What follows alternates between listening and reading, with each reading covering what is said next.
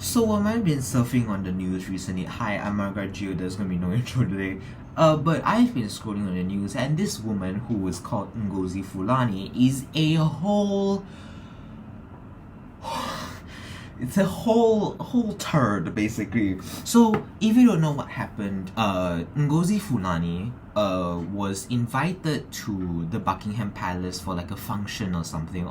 I think it's about like domestic abuse. And Ngozi Fulani was invited to represent her charity called Sister Space, which, in their own words, Sister Space is a community-based non-profit initiative created to bridge the gap in domestic abuse services for African heritage women and girls. It's a domestic abuse shelter for black women. That's it. It's phrased in a nice way, but it's only for black women. There's no white women, there's no Asian women, nothing. Just black women. Clearly, it's a very racist charity or organization or initiative. They say it's because non-black advisors are not able to understand black people under cultural and situational understandings. And to me, I question what is cultural about domestic abuse. Domestic abuse is still domestic abuse regardless of what your skin color is. You may undergo FGM, you may undergo forced marriage, or you may undergo honor killings. It's still under domestic abuse. To me, it just sounds racist and segregationist. Your skin color don't matter, babe. So what happens is that if you go to her Sister Space Twitter account, you can see that when she appeared in the Buckingham Palace, she wore this traditional African garb. Like, what in the fuck is this? You look like Medusa. Okay, so she wears dreadlocks. She wears this tiara. What is that? I don't know what that is. She wears this traditional African dress with like a leopard print. Of course, if you're gonna wear something like that, you're going to be recognized. You're going to be recognized by Lady Hassie, and she wants to start a conversation with you. And so basically, this all started when Lady Hassie moved Ngozi's hair out of the way to reveal her name badge, which was here. And you know, that's quite brave, because you never know when those snakes would turn you into stone. Reveal her very African name, and you know, basically started a conversation. This is the transcript of what conspired between Lady Hassie and Ngozi.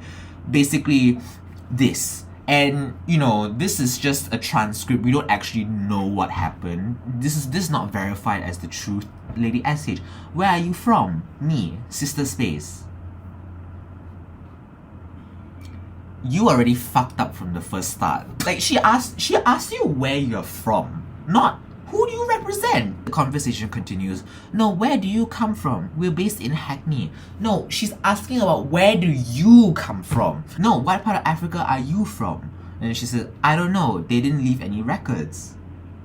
What records? You must know where you're from. I spent time in France. Where are you from? Well, to be honest, I don't know what she's saying here.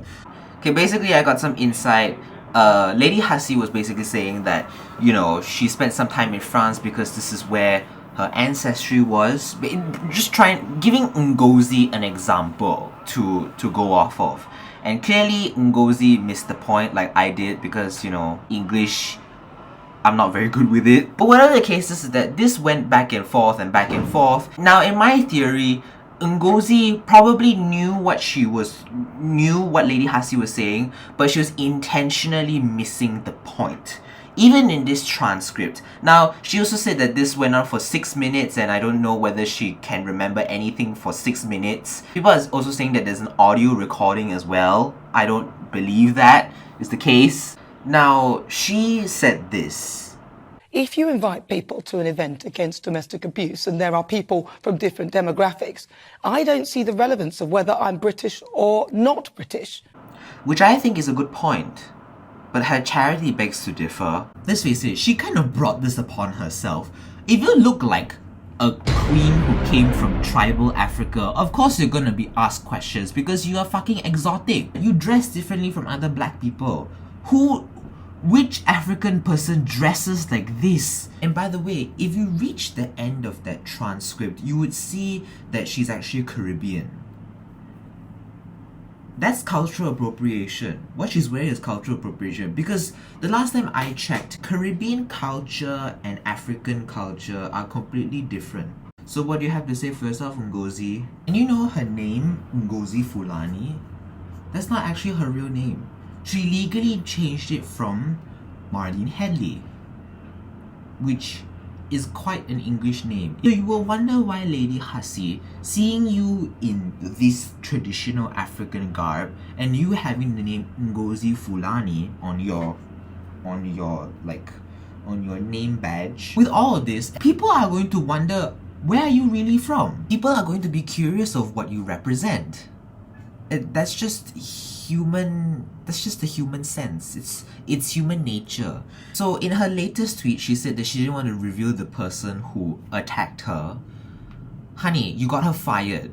Now also, tweets have begun to resurface of Ngozi Fulani, who has tweeted this: "Our charity supports black women, domestic violence survivors. I can't stay silent about this. I admire Megan for speaking out. According to clear definition, it seems Megan is a survivor of domestic violence from her in-laws. P.S. I'm glad hypocrite peers left ITV." So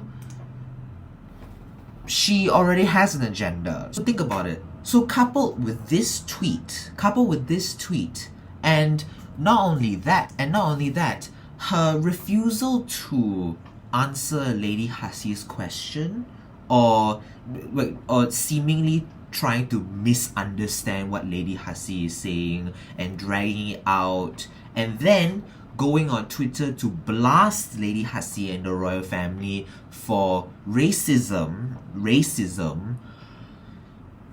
you would see that she has the agenda to expose the royal house of being racist. And you know, Meghan Markle is her idol.